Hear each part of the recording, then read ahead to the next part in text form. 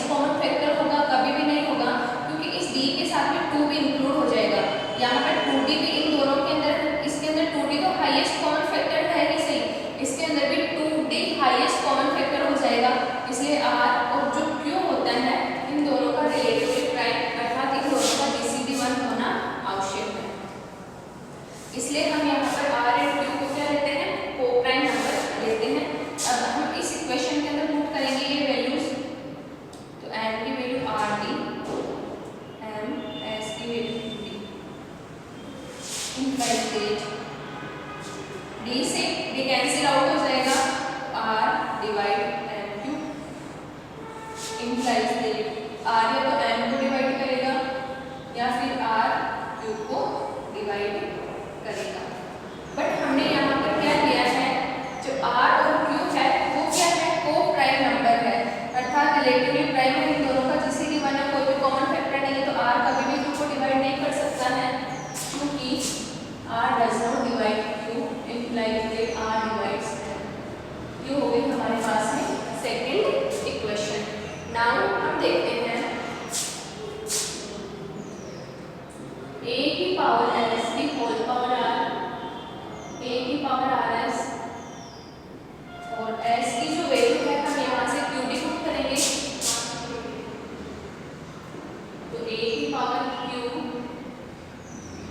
और rd, a की power q rd की वैल्यू n हो जाएगी, यहाँ से rd की वैल्यू n, तो यहाँ से a की पावर n और q। यहाँ पर हम देखते हैं कि a की ऑर्डर कितनी है, n है, ये हो जाएगा e की power q equals to e। ये हमें क्या मिला, a की पावर s, ये हमें मिल गया। इसका मतलब क्या है, अगर हमारे पास में a की पावर s r a के इक्वल हुआ, इम्प्लाइज ऑर्डर ऑफ जो as होगा वो किसको डिवाइड करेगा, r को डिवाइड करेगा। अगर हम बोलते हैं a की पावर n बराबर के e, तो ऑर्डर ऑफ a किसको डिवाइड करता है, n को डिवाइड करता है, तो a की पावर s की होल पावर r बराबर के e इम्प्लाइज इसकी जो ऑर्डर होगी वो इसको डिवाइड करेगी। इसकी ऑर्डर कितनी कंसीडर करेगी, हमें n कंसीडर करेगी, यहाँ से n divides r from equation second and third, n बराबर के r और r की जो वैल्यू होगी वो यहाँ से n अपॉन d आ जाएगी, चूंकि n इक्वल्स टू, और n क्या कंसीडर किया था हमने, order of h equals to n upon.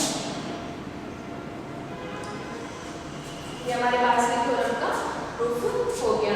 हमारे पास में क्या है, g जो है वो हमारे पास में साइक्लिक ग्रुप है, कितनी ऑर्डर का, n ऑर्डर का, ठीक है, और h is equals to a की power s, then h is the cyclic subgroup of g is of order n by d, वह d is HCF of n and s।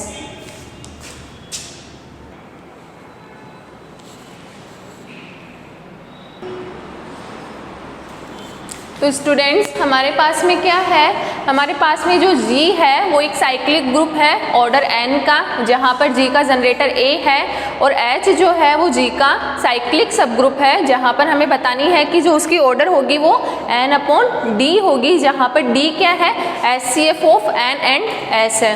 तो हमें जो प्रूव करना है हम उसको लेकर चल रहे हैं, order of H is equals to m, group की ऑर्डर उसके जनरेटर की ऑर्डर के इक्वल होती है, तो यहाँ से ये आ जाएगा, ऑर्डर ऑफ ए अगर n के इक्वल होता है तो a की पावर n बराबर के e, और अगर a की पावर n बराबर के e होता है then order of a divide करता है n को। तो यहाँ तक पहुँच गए हम, लेकिन हमें क्या दे रखा है कि d जो है वो n एंड s का HCF है। तो यहाँ पर जब आप n को rd की फॉर्म में और s को qd की फॉर्म में ले रहे हो, और अगर d को n और s का हाईएस्ट कॉमन फैक्टर बता रहे हो, इन दैट कंडीशन r और q को आपस में क्या होना पड़ेगा, को प्राइम नंबर, अर्थात इन दोनों का GCD 1 होना जरूरी है। इन दैट कंडीशन ही हमारा जो d होगा वो n और s का क्या हो पाएगा, हाईएस्ट कॉमन फैक्टर। अगर इन दोनों का r और q का GCD 1 नहीं होता है तो इन दोनों के अंदर जो कॉमन फैक्टर होगा वो d के अंदर इंक्लूड हो जाएगा। इन दैट कंडीशन हमारा जो d होगा वो n और s का हाईएस्ट कॉमन फैक्टर नहीं बन पाएगा, इसलिए r और q का GCD 1 होना यहाँ पर आवश्यक है। तो यहाँ से हमने वैल्यू पुट करी और यहाँ तक आ गए। नेक्स्ट हम देखते हैं a की पावर s बराबर वैल्यू पुट करी और यहाँ से m डिवाइड्स r तक आ गए। r m को डिवाइड करता है, m r को डिवाइड करता है, तो दोनों के दोनों आपस में इक्वल हो गए। और यहाँ से हमें मिल जाता है कि ऑर्डर ऑफ h जो होगी वो n अपॉन d के इक्वल होगी। तो हमारे पास में क्या है, कोई भी साइक्लिक ग्रुप है और अगर उसका सब ग्रुप क्या हो, अगर उसका सब ग्रुप भी ये तो सीधी सी बात है कि अगर कोई ग्रुप साइक्लिक है तो उसका प्रत्येक सब ग्रुप भी साइक्लिक होता है। ये हम पहले की थ्योरम में देख चुके हैं। और हम यहाँ पर ऑर्डर देख ली हमने कि अगर किसी ग्रुप की ऑर्डर हमें गिवन है तो उसके सब ग्रुप की ऑर्डर भी क्या होगी। नेक्स्ट कोरोलरी हम देखते हैं।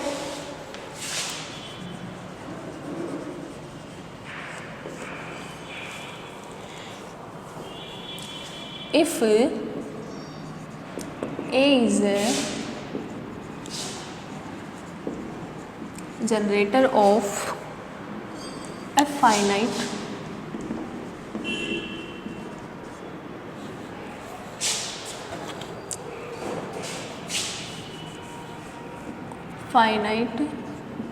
cyclic group of order n,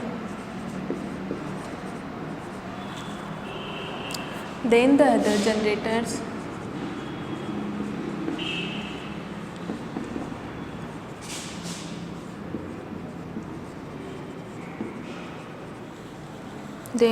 generators of G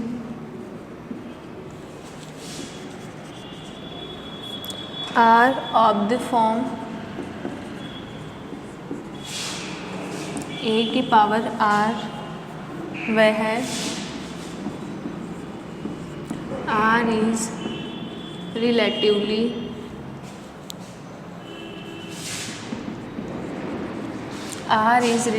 prime to n।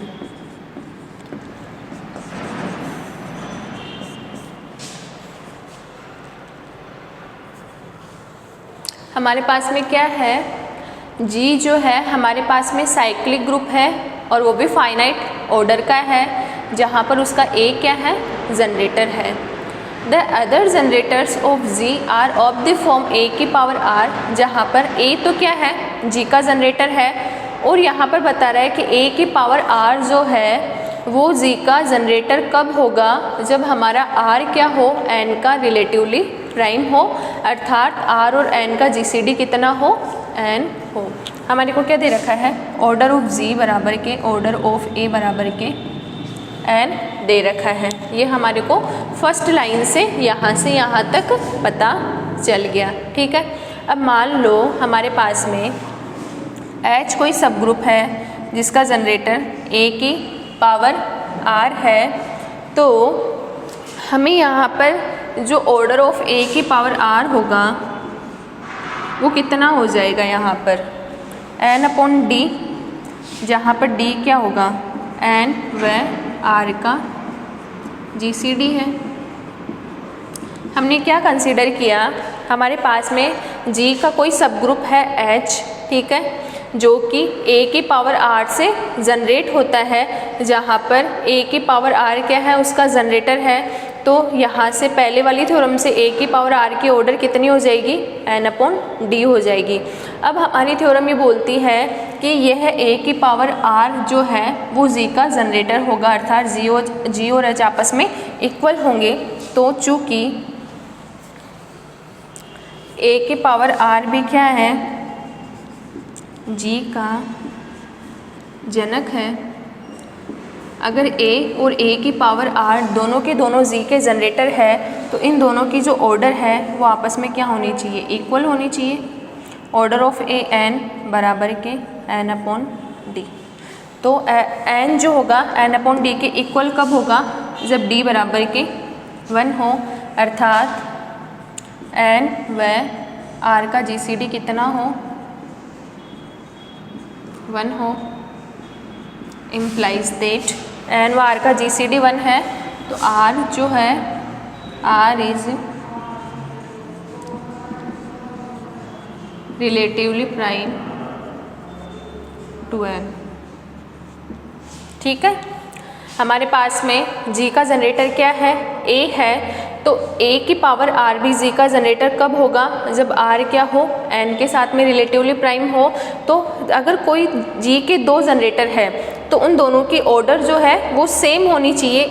इसी मेथड को हमने ध्यान रख के और आर को एन के रिलेटिवली प्राइम बताया है। यहाँ पर हमने इस चीज़ का पहले वाली थ्योरम का यूज़ किया है कि ऑर्डर ऑफ ए आर किसके इक्वल होता है, एन अपॉन डी के, जहाँ पर डी क्या होता है, एन व आर का जीसीडी होता है। नेक्स्ट कॉरोलरी हम देखते हैं।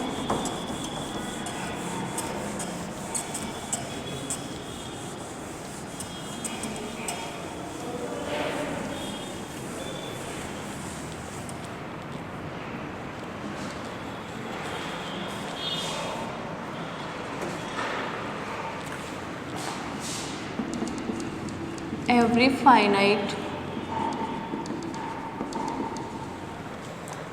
finite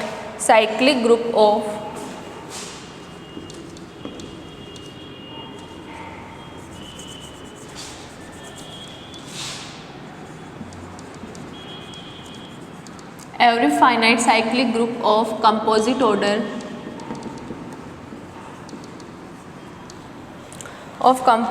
order possesses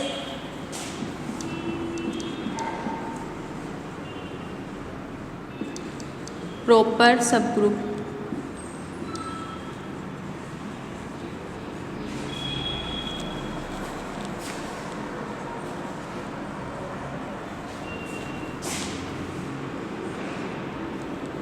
Every finite cyclic group of composite order possesses proper subgroup, अर्थात हमारे पास में जी क्या है, साइक्लिक ग्रुप है, उसकी ऑर्डर फाइनाइट है लेकिन उसकी ऑर्डर क्या है, कंपोजिट ऑर्डर है। तो ये कह रहा है कि उस ग्रुप के सारे जितने भी सब ग्रुप होंगे वो सब ग्रुप क्या होंगे, प्रॉपर सब ग्रुप होंगे। तो इसके लिए हमने क्या किया, हमारे पास में कंसीडर जी हमने मान लिया साइक्लिक ग्रुप है जिसकी ऑर्डर, जिसका जनरेटर क्या है, ए है, लेकिन ये क्या कह रहा है कि इस ग्रुप की जो ऑर्डर है वो फाइनाइट है, साथ ही क्या है, कंपोजिट ऑर्डर का है। ये कंपोजिट ऑर्डर कब होगी, जब एम भी 1 के इक्वल नहीं हो और एन भी 1 के इक्वल नहीं होगा। यहाँ पर एमन कंपोजिट होने का मतलब है कि एमन कंपोजिट होने का मतलब है कि इसमें 1 तथा एमन के अतिरिक्त भी किसी और का भाग जाता हो। अगर आपने एम को 1 कंसीडर कर लिया, ठीक है, अगर आपने एम को 1 कंसीडर कर लिया तो यहाँ पर एन जो है हो सकता है कि प्राइम नंबर हो जाए। अगर आपने एन को भी 1 कंसीडर कर लिया तो हो सकता है कि एम यहाँ पर कोई प्राइम नंबर हो जाए। बट जब दोनों ही 1 के इक्वल नहीं है तब आपको यहाँ पर सबसे कॉमन नंबर, सबसे छोटा नंबर भी 2 से स्टार्ट करना पड़ेगा। 2 × 2 4 जो होगा वो प्राइम नंबर ना होके कंपोजिट ऑर्डर होएगी। अगर आपने यहाँ पर एम की 1 ना कंसीडर करके 5 कंसीडर किया है तो इस पूरे एमन के अंदर यहाँ पर पूरा ध्यान रखना, एमन एक पूरा का पूरा नंबर है जो कि कंपोजिट है। इस एमन के अंदर एम का भी भाग जाएगा और एन का भी भाग जाएगा। तो सीधी सी बात है, अगर आपने एम को 1 कंसीडर नहीं किया है, एन को भी 1 कंसीडर नहीं किया है, तो एमन के अंदर एम का भी भाग जा रहा है, एमन के अंदर एन का भी भाग जा रहा है। तो ये प्राइम नंबर कैसे होगा? प्राइम नंबर तो बोलता है कि उस संख्या में केवल और केवल 1 तथा उसी संख्या का भाग जाना चाहिए, तभी वह प्राइम नंबर होगा। बट हम यहाँ पर कह रहे हैं कि एमन को एम भी डिवाइड करता है। एम जो है ना तो 1 के इक्वल है और ना ही एमन के इक्वल होगा। एन यहाँ पर 1 के इक्वल नहीं है और ना ही एमन के इक्वल होगा। तो यहाँ पर जो एमन होगा वो एक कंपोजिट नंबर होगा। यहाँ पर जो एमन होगा ये प्राइम नंबर नहीं होगा। अब हमने क्या कंसीडर किया, मान लो एच हमारे पास में एक सब ग्रुप है जिसका जनरेटर ए की पावर एम है, जहाँ पर एम क्या है हमारे पास में न्यूनतम धन पूर्णांक है,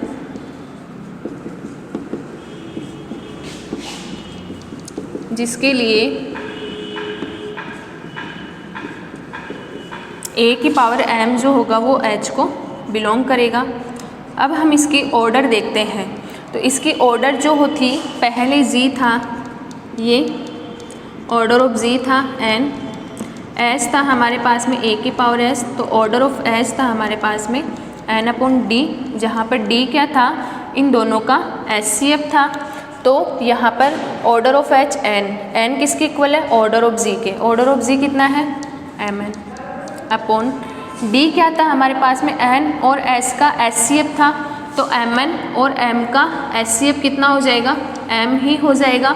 Mn और M का HCF मतलब हाईएस्ट कॉमन फैक्टर, Mn और M के अंदर हाईएस्ट कॉमन फैक्टर क्या आएगा, M ही आएगा। तो M से M कैंसिल आउट, N आ गया। N जो है वो Mn से छोटा है, जो कि ऑर्डर ऑफ G से भी छोटा होगा, अर्थात ऑर्डर ऑफ H जो है वो ऑर्डर ऑफ G से छोटी है, साथ ही साथ इसकी जो ऑर्डर है N वो 1 के इक्वल नहीं है। अगर आप ये बोलो ऑर्डर ऑफ H जो है वो ऑर्डर ऑफ G से छोटी है, इन दैट कंडीशन आप ये नहीं बोल सकते डायरेक्टली कि H आपका प्रॉपर सब ग्रुप ही होगा। हो सकता है H हमारा क्या हो, दिस टाइप भी हो जाए, क्योंकि इन दैट कंडीशन भी ऑर्डर ऑफ H क्या होता है, ऑर्डर ऑफ G से छोटा ही होता है, बट ये क्या होता है, इम्प्रॉपर सब ग्रुप होता है। लेकिन यहाँ पर क्या बोल रहा है कि ऑर्डर ऑफ H N के इक्वल है, N 1 के इक्वल नहीं है, अर्थात 1 से भी कोई बड़ी संख्या है जिस सब ग्रुप के अंदर एक से ज़्यादा एलिमेंट हो, वो कभी इम्प्रॉपर ना होगा, वो ऑलवेज प्रॉपर होगा। और यहाँ पर इसकी जो ऑर्डर है वो उस ग्रुप की ऑर्डर से छोटी है, implies that H is a proper सब ग्रुप ऑफ G।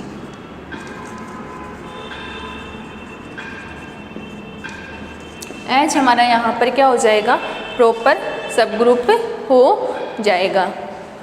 तो हमारे पास में क्या है, every finite cyclic group of composite order possesses proper subgroup, अर्थात अगर हमारे पास में किसी साइक्लिक ग्रुप की ऑर्डर कंपोजिट होती है तो उसके पास में जितने भी सब ग्रुप होंगे सारे के सारे कैसे होंगे, प्रॉपर सब ग्रुप होंगे।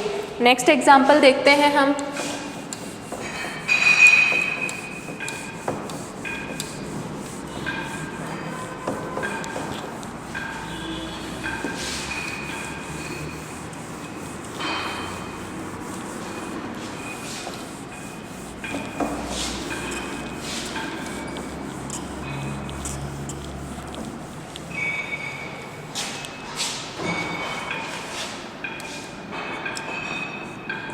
Prove that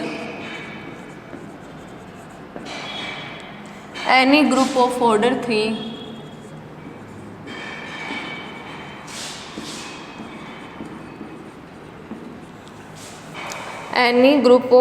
3 is cyclic।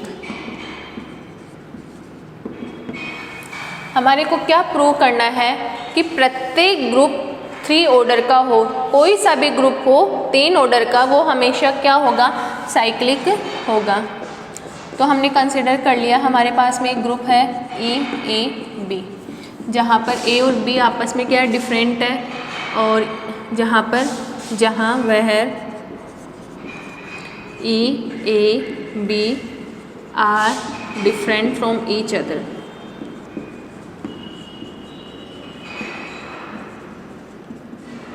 जहाँ पर तीनों के तीनों एलिमेंट क्या है, डिफरेंट है, ठीक है। अब चूँकि A जो है ग्रुप G को बिलोंग करता है, B भी ग्रुप G को बिलोंग करता है, तो AB भी ग्रुप G को बिलोंग करना चाहिए ना, क्योंकि G क्या है हमारे पास में क्लोज्ड है, ग्रुप है तो क्लोज्ड होगा। अब अगर AB G को बिलोंग करता है तो हमारे पास में यहाँ केसेस बनते हैं, या तो AB की वैल्यू E हो, या AB की वैल्यू A हो, या फिर AB की वैल्यू B हो।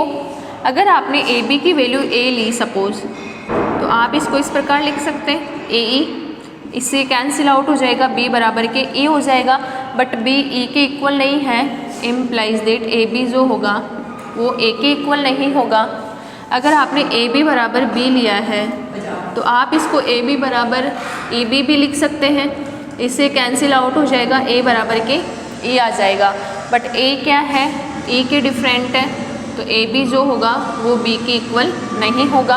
अब हमारे पास में इसलिए AB जो होगा वो E के ही इक्वल होगा। सेकंड केस हम देखते हैं, A G को बिलोंग करता है, A भी G को बिलोंग करता है, तो A स्क्वायर भी G को ही बिलोंग करेगा।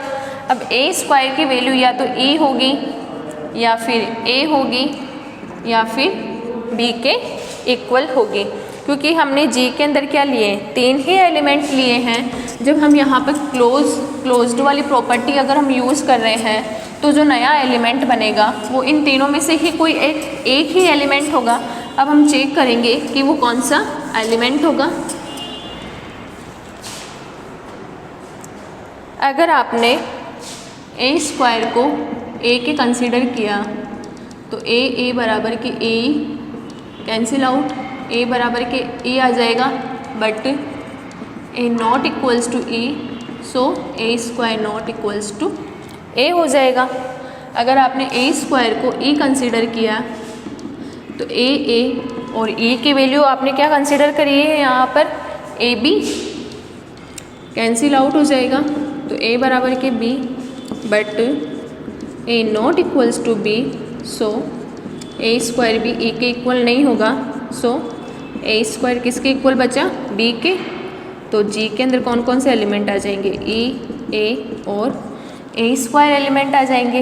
अब हम देखते हैं ए क्यूब को आप क्या लिख सकते हो, ए डॉट ए स्क्वायर, और ए डॉट ए स्क्वायर की वैल्यू बी बराबर के ई, ठीक है।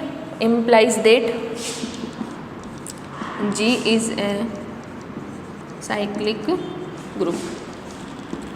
हमारे पास में क्या है, हमने क्या लिया है, ऑर्डर 3 का कोई सा भी ग्रुप लिया है जिसके अंदर हमने 3 एलिमेंट कंसीडर करे हैं जो कि आपस में क्या है, डिफरेंट है। तो अब हमने क्या लिया, केसेस बनाए हैं, क्योंकि जी हमारे पास में क्या है, ग्रुप है। तो जी अगर हमारे पास में ग्रुप है तो यह ग्रुप की जो फर्स्ट प्रॉपर्टी होती है क्लोज्ड प्रॉपर्टी, उसको भी क्या करेगा, सेटिस्फाइड करेगा। अगर ए ग्रुप जी को बिलोंग करता है, बी भी ग्रुप जी को बिलोंग करता है, तो ए बी भी क्या बिलोंग करेगा, ग्रुप जी को ही बिलोंग करेगा, क्योंकि जी क्या है, क्लोज्ड है। बट जी के अंदर 3 ही एलिमेंट है, तो इस ए बी के पास में 3 ही केसेस हो सकते हैं, या तो ए बी ए के इक्वल हो, या फिर ए बी ए के इक्वल हो, या फिर ए बी बी के इक्वल हो।